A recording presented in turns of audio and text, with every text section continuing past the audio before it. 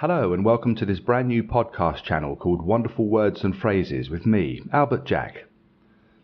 Over the next few months we're going to be delving into the deep and rich history of the English language on a journey of discovery. A quest to find out why we use expressions such as to turn a blind eye when we should be ignoring something, or why money for old rope is always a good thing.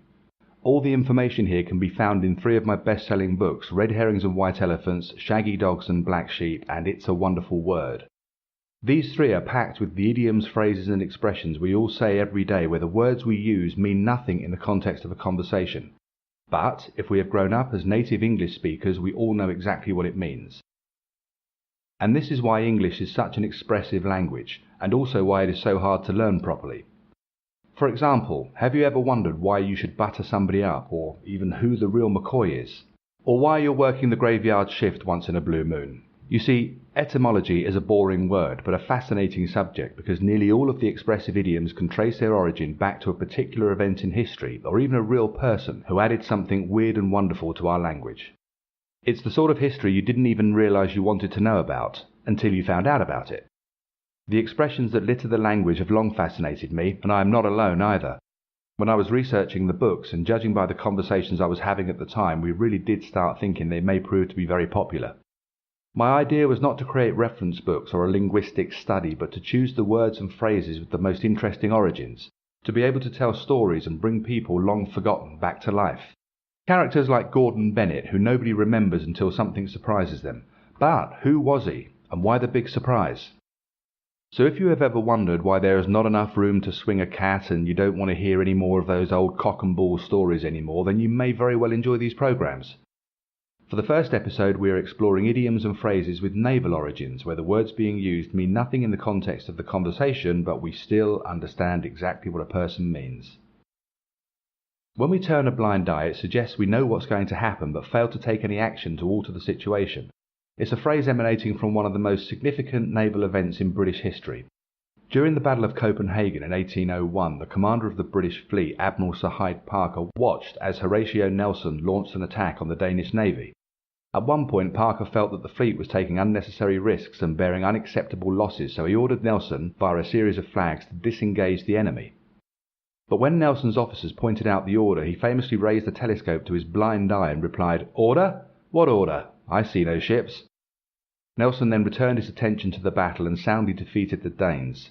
On his return to London, he was made a Viscount and put in overall command of the Channel Fleet, which led to his defining moment a few years later at the Battle of Trafalgar in 1805. But since then, if you wanted to ignore something, you were always known to be turning Nelson's blind eye to it. When drinking with friends, it's not unusual for somebody to announce "bottoms up" as the session begins. Now, many imagine this to be the action of draining the glass so that the bottom of the glass is raised higher than our lips, but not so. In fact, events in history once again prove the root of this well-known phrase. During the 18th and 19th centuries, English press gangs would coerce drinkers in London's dockside pubs into joining the armed forces, usually the Navy. Men who accepted the King's shilling were deemed to have willingly contracted to join the Navy, and this led to unscrupulous behaviour by the commissioned press gangs. One of their dishonest techniques was to drop a shilling into the pint pot of a drunk or unsuspecting man, which would go undetected until the poor fellow had drained his tankard.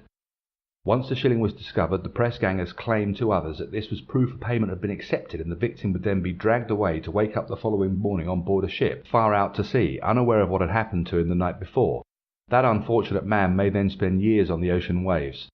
Once public houses and drinkers became aware of this scam, they introduced tankers with transparent bases, which can still be found hanging in many London pubs to this day, and customers would be reminded to lift the pint up over their head to check for illicit shillings before they began drinking. Now, the earliest reference to colours as a means of identification can be traced back to the English Navy, who adopted them in 1706 to describe their flags of identity. Since then, we have regularly used expressions containing that term, such as to nail one's colours to the mast. We will often hear this said of a person who might be resolute in his or her principles or review of events. We might even take it as a public declaration of allegiance.